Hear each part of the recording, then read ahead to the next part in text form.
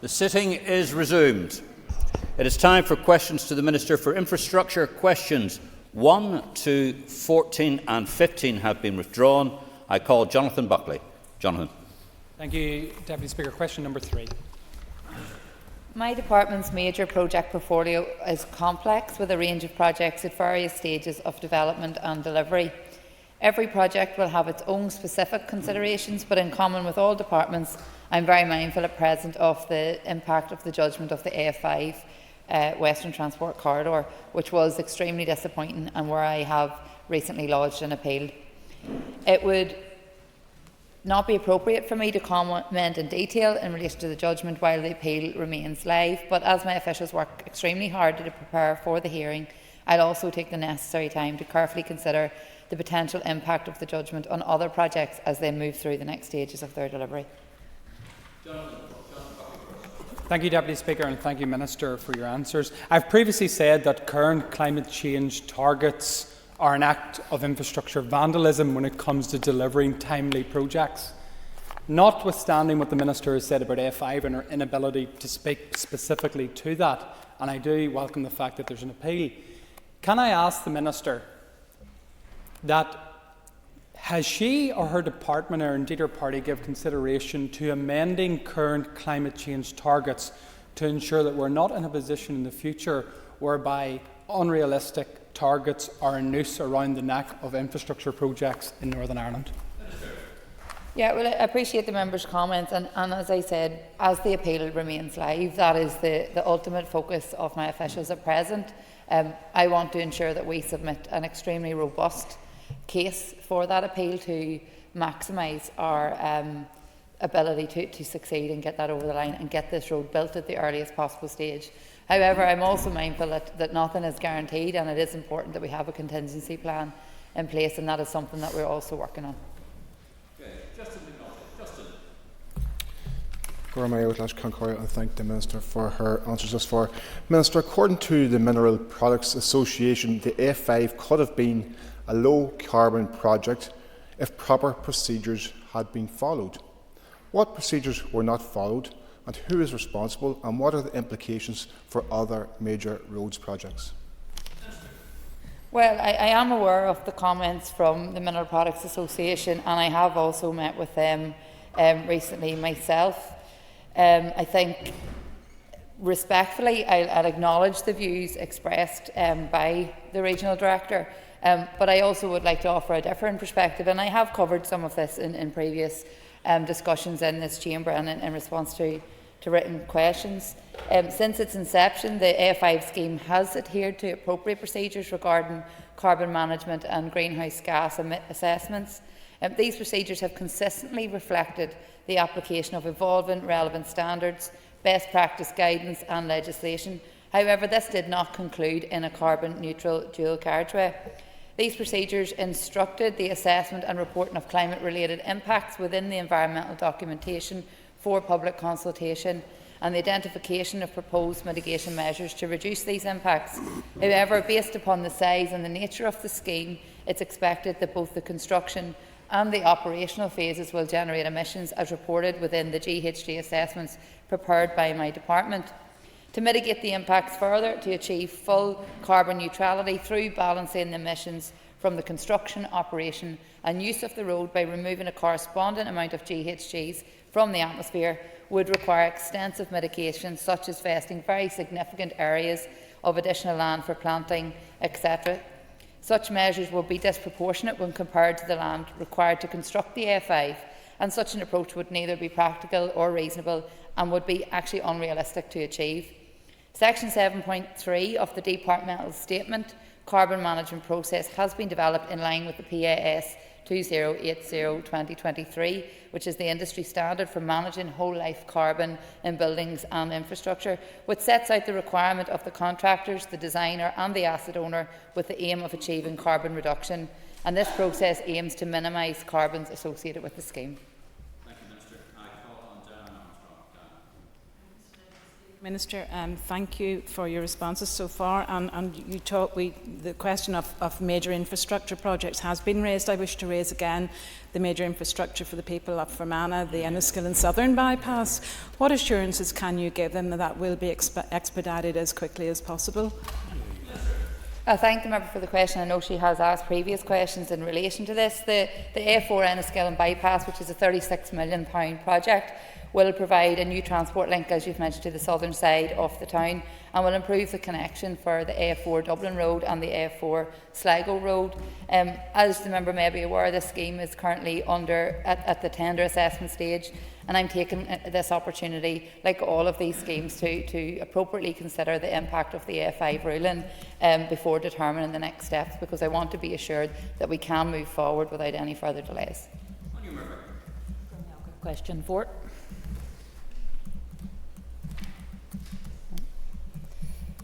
Apologies.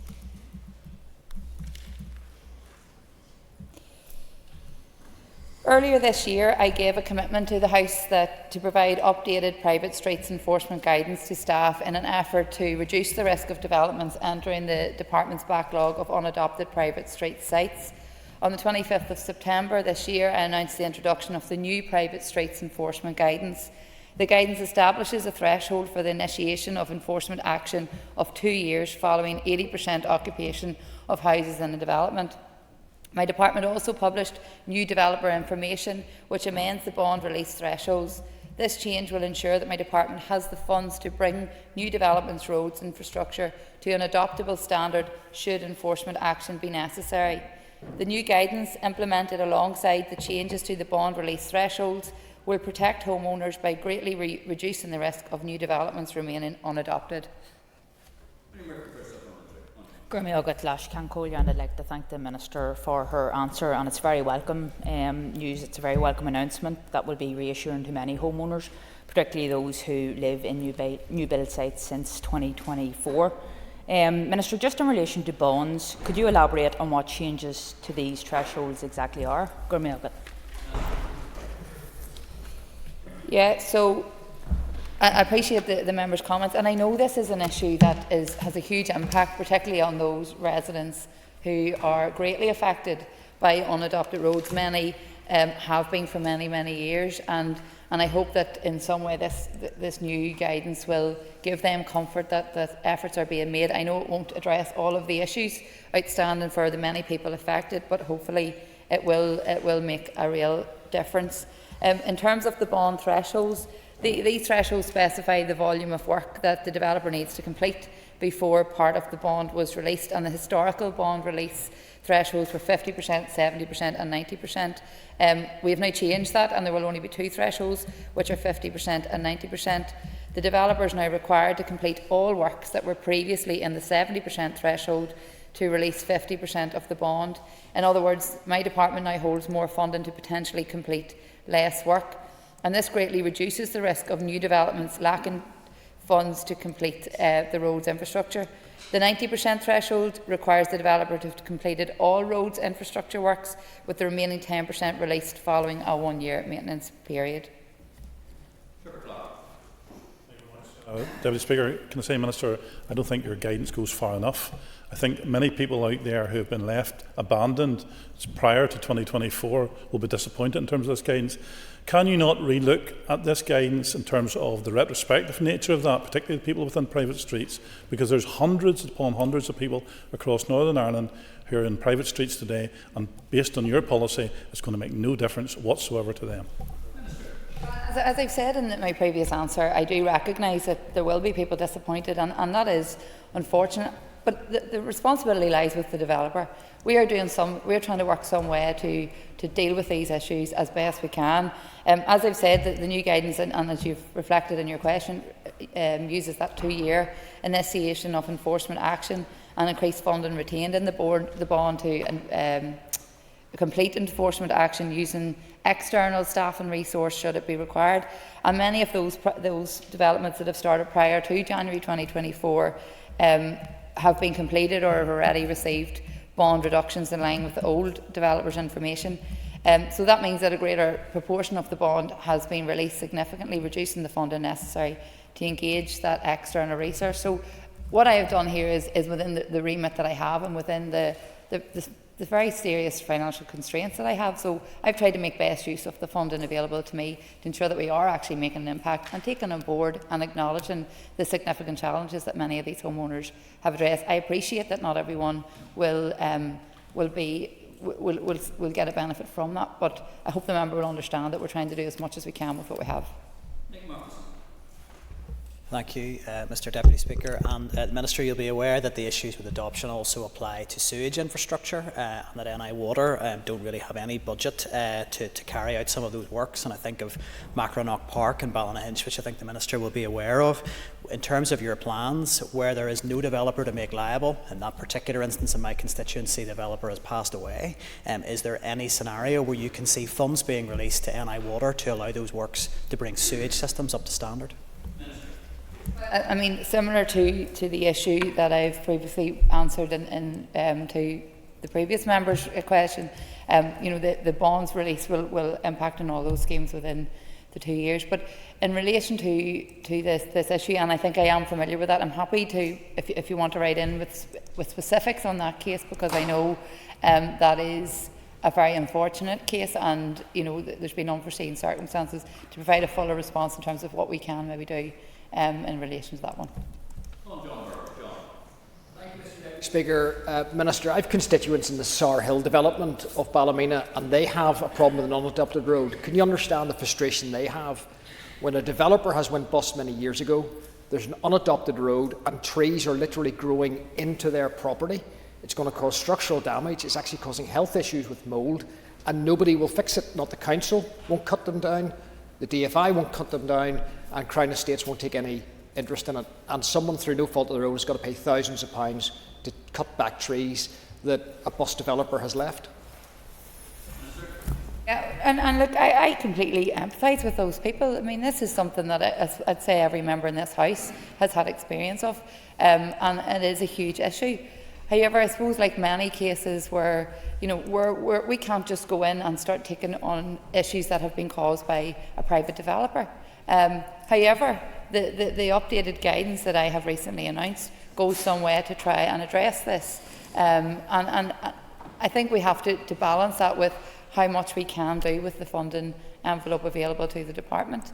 If we start to go and deal with all of the issues that have been caused by private developers, that would take a significant chunk out of an already very constrained budget. That's notwithstanding, I recognise that this is hugely challenging for all of those people affected. But I have to say that the onus is, in those cases, on a private developer, and I know in some cases there are legal action has been instigated as well. So there are other ways that it potentially could be addressed, but I think we have to remember this is public money, and we can't be always seen to be coming at it to fix a problem that's been caused by a private developer. Question number 5, please. I recognise the benefits of late-night public transport services and what they provide for the nighttime economy and those working and socialising in the city.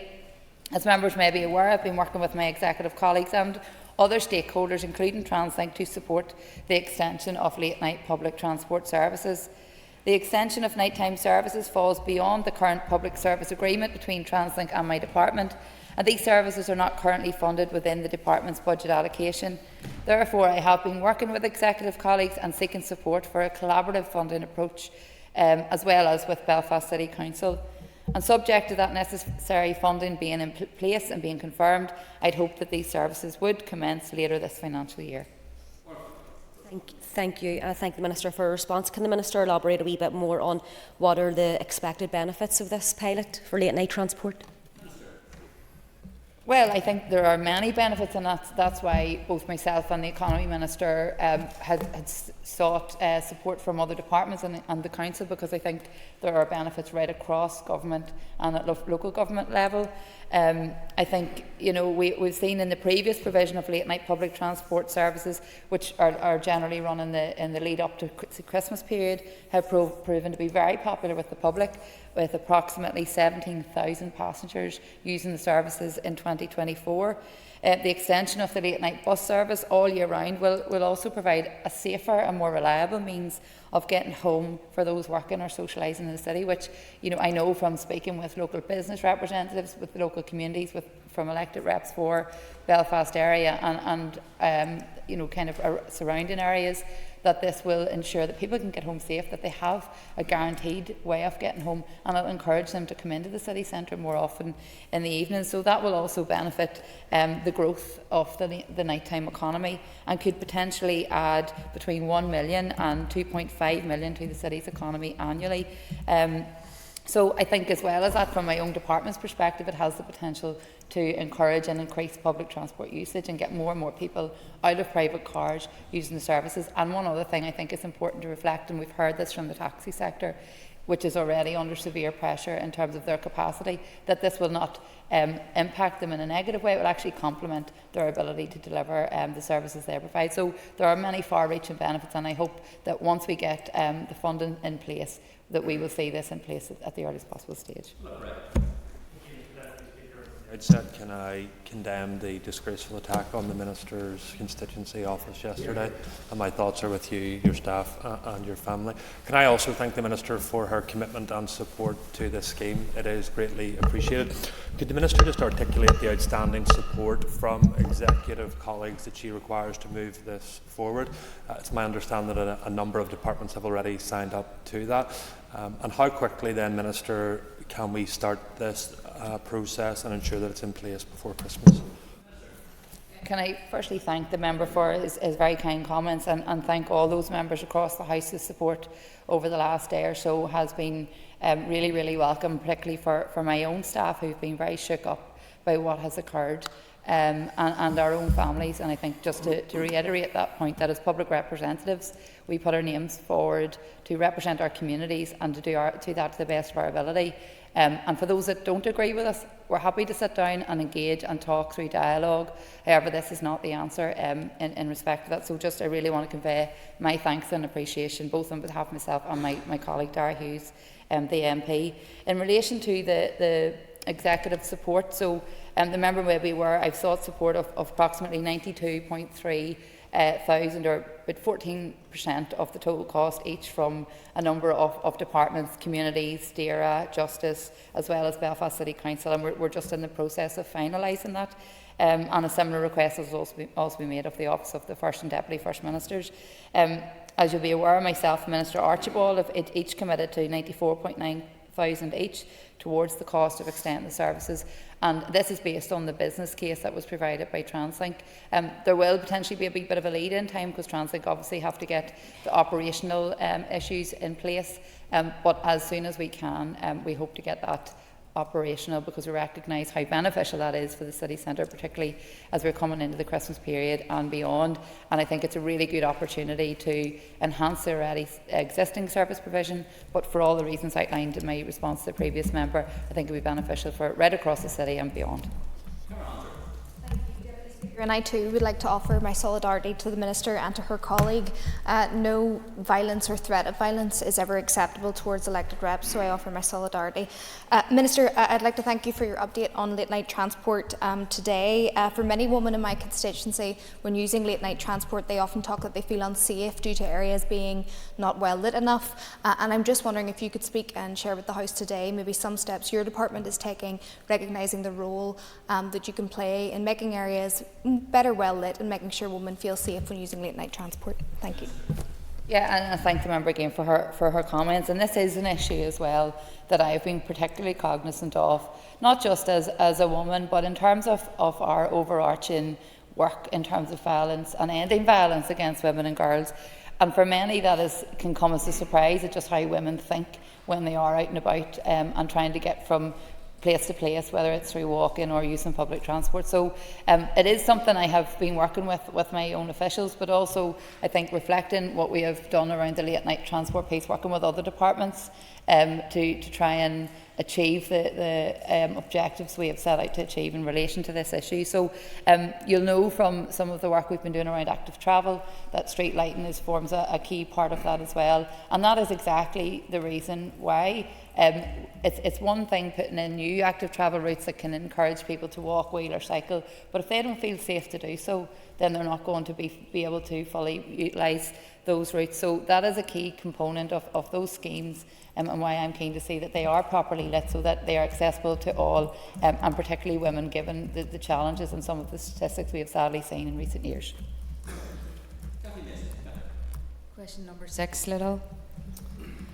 The Department is actively exploring the creation of a flood forecasting centre, and we've recently completed a strategic outline business case which demonstrates it will provide benefit here.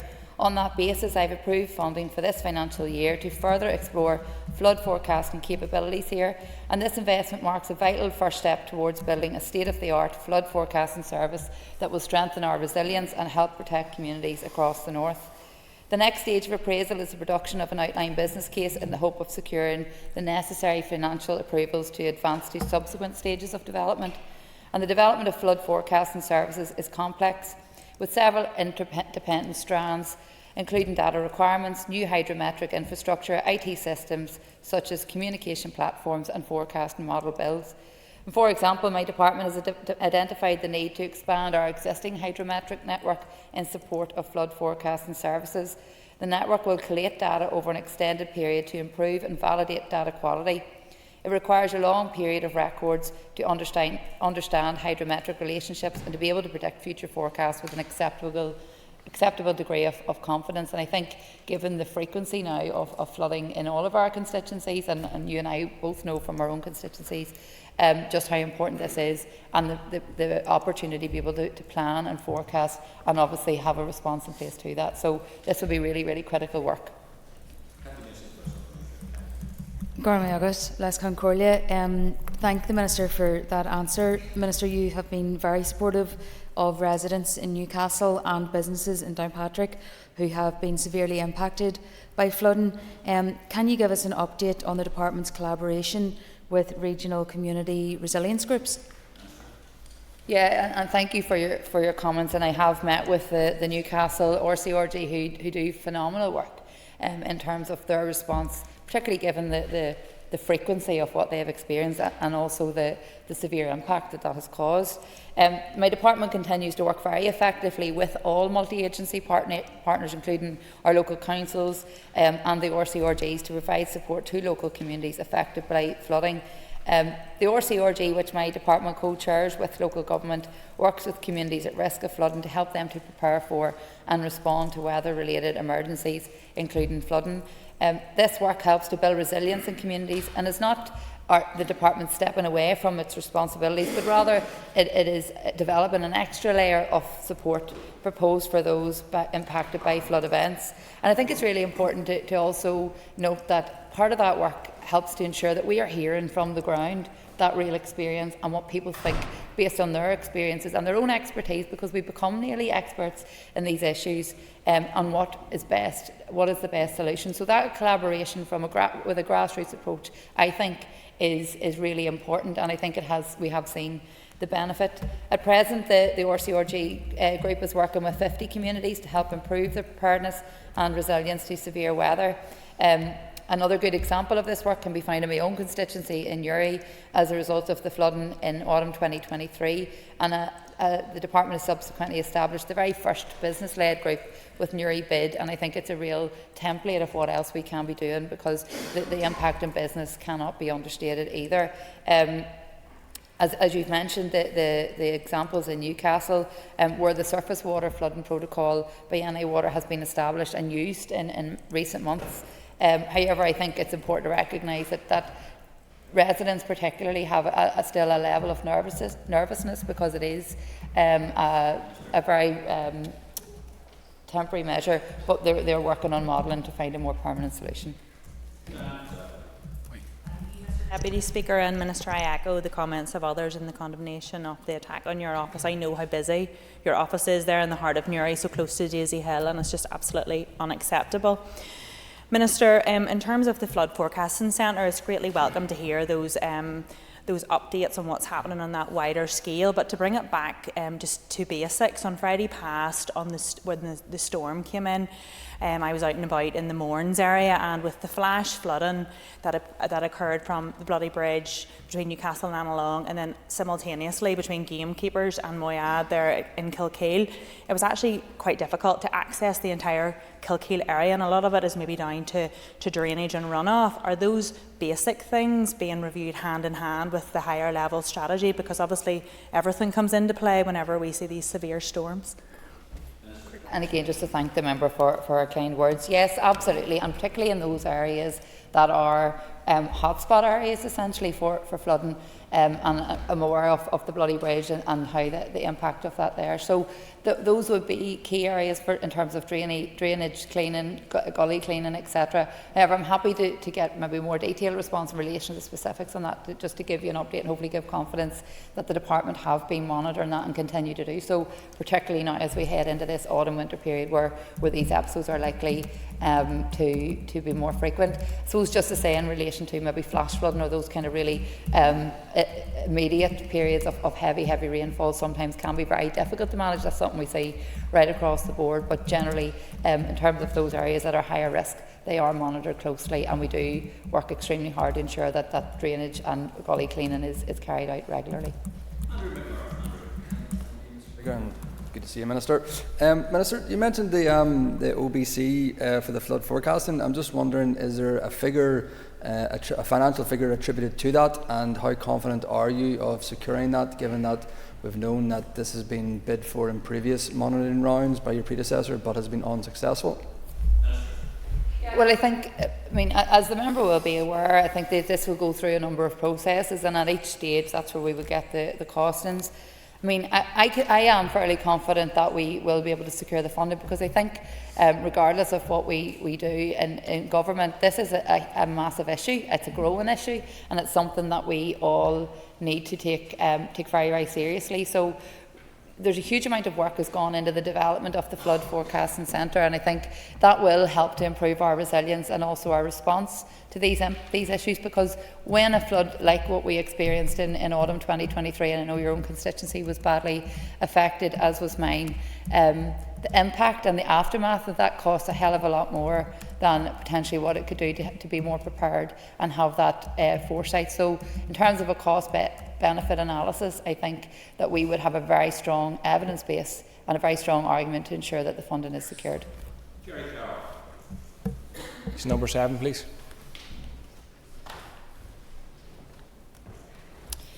My department's road safety programme and actions are data-driven and managed through an evidence-based approach, delivering engineering, enforcement and education initiatives to address issues that will bring the greatest road safety benefit. Officials use PSNI collision data and reports from the department's analysis, statistics and research branch to set priorities, target high-risk locations and evaluate outcomes.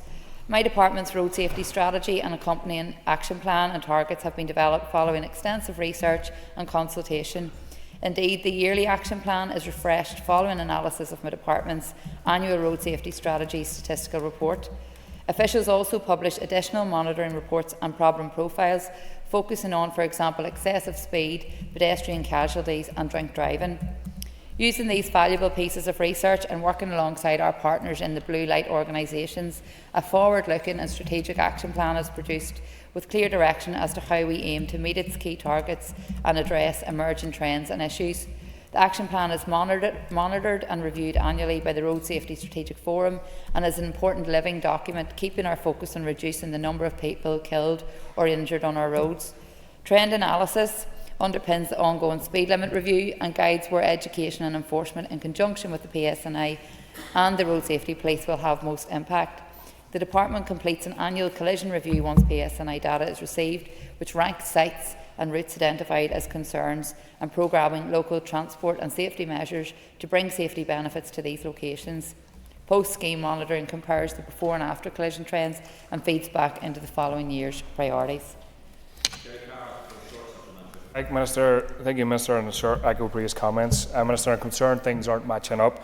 I'm concerned that is very hard for MLAs and reps to get hold of. And also, my understanding is a policy that your department don't implement MERS so people can see out of junctions when they're very busy.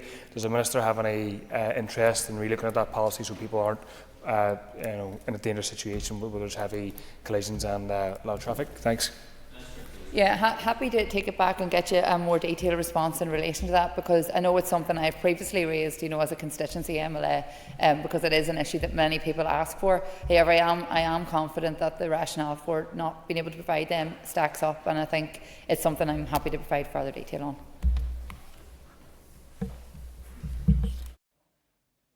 on. That ends the period for listed questions. We now move on to 15 minutes of topical questions. I call on Justin McNulty. Justin. Minister, I offer you and your colleagues and your staff my solidarity after a bomb was left outside your office in Newry on Sunday night. It must have been terribly frightening for you and for everybody involved. Thank God the bomb didn't go off, and I hope everybody's okay. Minister, Armagh City, the forgotten city, the only city on this island without a rail link, it's suffering from traffic congestion causing delays, tailbacks, headaches for local people and businesses on main routes in and out and through the city. Can you outline what steps your department is taking to address this issue? Well, just to thank my constituency colleague for his very kind words and support today and over the last 24 hours really is welcome, particularly for my staff. In relation to Armagh, I would refute the point that it's forgotten, because it is obviously part of my own constituency and a city that I frequently visit, particularly for matches, so very, very aware of the congestion issues there and the frustrations felt by local people in particular and those travelling to and from Armagh City.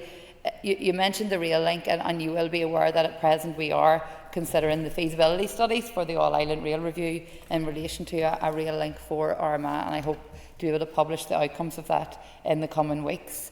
However, in terms of congestion and traffic measures, that is something that's constantly under review, and there are things that we can look at. Happy to consider anything new that may be able to be considered and the department can look at, but I think we are very cognizant of the challenges around congestion and working together, as well as looking at the public transport options as well. Thank you, Minister, for your answer. Minister, at last week's Infrastructure Committee we were updated on the progress of the A28 Armagh East Link Road and the A3 Armagh North and West Link Road. It appears that these vital roads projects, which could alleviate the congestion in Armagh City, have been shelved with no timeline for delivery. Can I ask you, why is this the case, and whether you will commit to putting these projects back on track and getting them progressed? The member will know there were paused before I came into post some time ago for various reasons, including funding. As you will have had an update on the major projects prioritisation, and as I've reflected in other responses to questions today, the impact of the A5 judgment has had an impact on all road schemes at present. So I think that is something I have to consider, particularly for those projects that are already moving through the various stages of delivery, and also keeping all of those other projects, like the schemes that you have mentioned that have been paused previously, keeping those under review. So I think the impact of the ruling would ensure that I'm responsible in terms of my decision making when progressing any of these schemes to make sure that we don't hit the same challenges that we have at this point. So this will be kept under review, and when I have a further update, I'll be happy to update the House. Thank you, Mr Deputy Speaker. And could I also place on record my thoughts are with the Minister and her staff, and I utterly condemn the actions of the small-minded people who have sought to attack your constituency office. But my question to the Minister is, when does she intend to bring the issue of Irish language signs at Grand Central Station to the Executive for discussion and decision? Well, firstly to thank the member for her kind words. I mean, as I have stated previously, I am absolutely committed to dialogue and avoiding the unnecessary use of public funds in terms of litigation, which we are unfortunately currently seeing. I feel that this could have been resolved long ago. However, we are unfortunately at present going through legal proceedings, and with that in mind, I think it would be remiss of me to make any further comment until those proceedings conclude. Thank you. I thank the Minister for her answer. And whilst it's clear that the Minister's decision on the signage at Grand Central Station is cross-cutting, and that in itself requires referral to the Executive, could I ask respectfully which part of controversy around her actions has convinced the Minister that her decision was not controversial? Well, the member won't be surprised that I don't agree with either of those claims that my decision was cross-cutting or controversial, because if I felt that, I wouldn't have taken the decision, and that's the bottom line. And I stand over that. I stand over the fact that this was a decision that I could take as the Minister for the relevant department, and I will continue to stand over that because, as I've said, we have a legal case. Unfortunately, we have another Minister involved in that case as well, and I think it is important that we allow that to run its course to conclusion. John Corla, could I ask the Minister for an update on a recent announcement on cross-pavement charging solutions? Thank the member for this question. The ability of people who do not have driveways to charge their electric vehicles is currently restricted, as it is an offence to lay a cable across the footway or road under the terms of the Roads Order 1993. Departmental officials have explored how cross-pavement charging solutions could be provided to enable EV owners without access to a driveway to both charge their vehicle at home and to access cheaper home tariffs. Officials have identified two solutions, the first being the installation of a permanent channel which involves the cutting and reinstatement of the pavement. The engineered channel, through the use of the Streetworks licence process, can be used to facilitate the placing of permanent engineered channels into footways. A Director of Engineering memorandum has been finalised to provide engineering staff and applicants with guidance on this new process and to outline standards and specifications for channels. There is a cost involved with this option, with the total bill being approximately £2,393. The Office for Zero Emission Vehicles offer a range of grants towards EVs and EV infrastructure. The electric vehicle charge point grant for households with on-street parking can provide up to £350 towards the cost of installing a charge point at your property. The second solution is the use of a temporary cable protector, which can be allowed under current legislation through an application process for consent, which allows the department to track usage. This is a cheaper option that will help to meet Climate Change Act 2022 legislation, which requires just transition principles to be considered. These solutions are being facilitated through a 6-month rolling pilot, which I announced on the 1st of October, and will allow ongoing monitoring and evaluation. If there is evidence that the use of these causes undue harm or that consent conditions are not being adhered to, then consent will be withdrawn and the pilot stopped.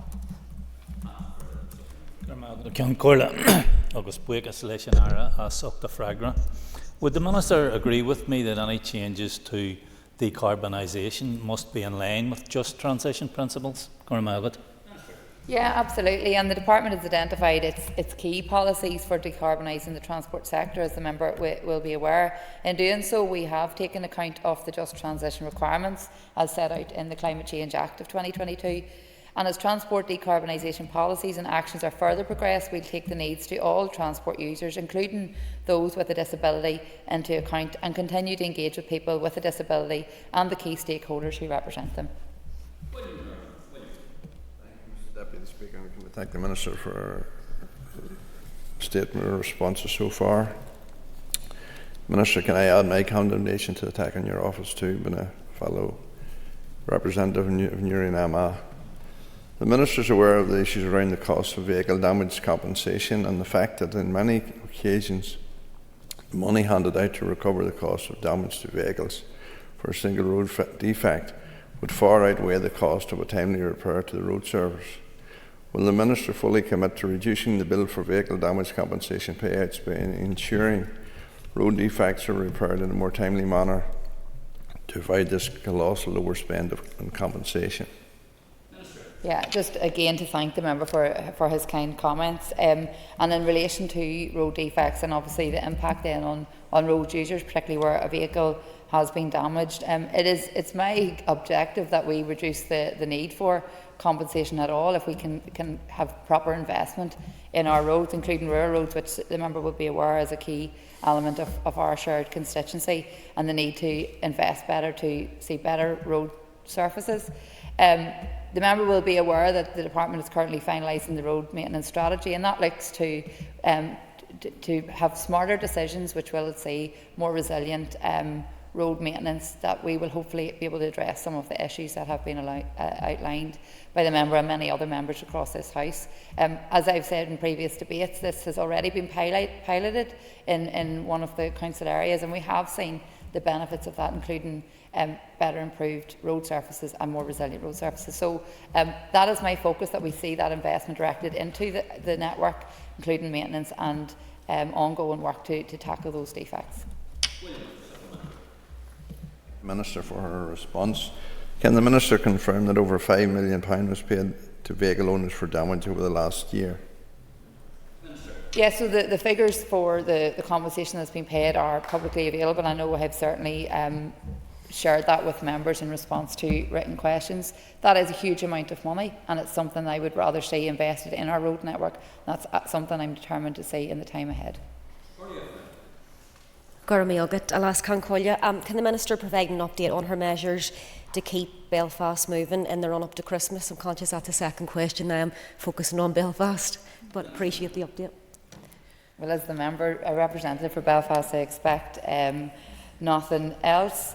So I think, as the member will know, I recently announced some of the measures that I have been working on alongside many representatives of the local businesses and communities across Belfast, following the hugely challenging situation that we saw in Belfast City Centre last year, and trying to learn from what happened, but also listening to the people on the ground in terms of how we can make a difference this year in relation to traffic congestion and to keep Belfast moving. I think that's the key message. I announced the introduction of measures yesterday which will be aimed at improving bus reliability, including the extension of bus lane hours to provide them with enhanced priority. Extended bus lanes will also be introduced on the first Monday of November, along with several of the key arterial routes to the south of the city, which were worst affected with traffic congestion in the run-up to Christmas last year.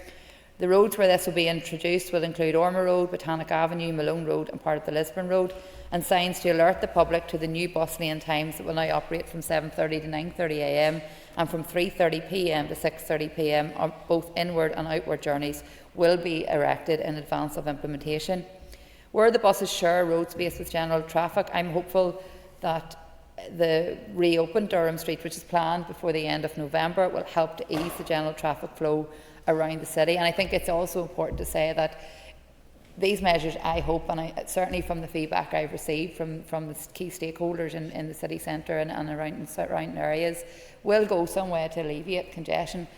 But it will not eliminate it, because we are indeed coming into the festive period. A lot of people will start their shopping earlier than previous years, and I think we have to also remember that in the time ahead. But we have implemented a number of measures, and I hope to see a real improvement. Very much, and I appreciate that update from the Minister.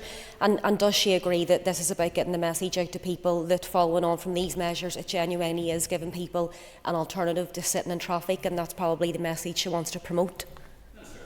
Absolutely. If you're sitting in traffic and you're seeing buses whizzing by you through the bus lanes, then that means those people are getting to their destination much quicker than you are. So I hope that it will encourage more people to use our public transport. We have quite good public transport services, particularly around the city centre, and I would like to see an increased utilisation of that in conjunction with hopefully the late night services that we hope to see in the very near future. So absolutely, it also helps us to encourage more people to use public transport on a more regular basis, and I hope that we can use these measures to see that going forward.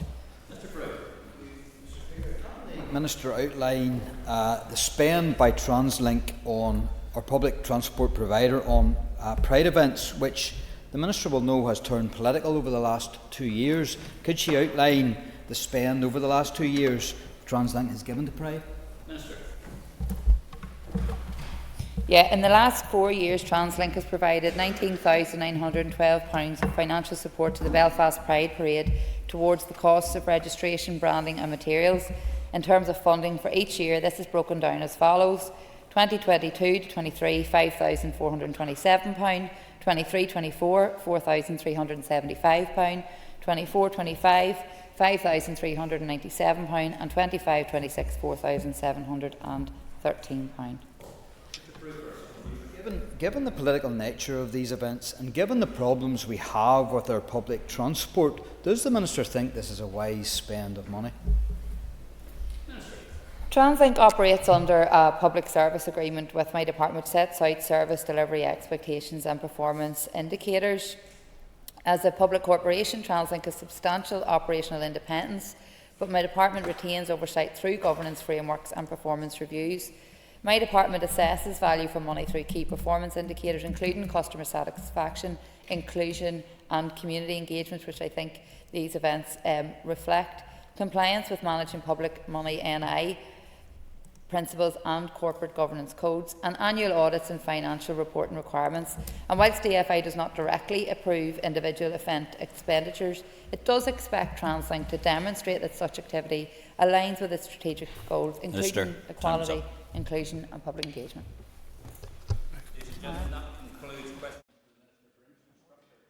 Just take your ease while we hand over the top table.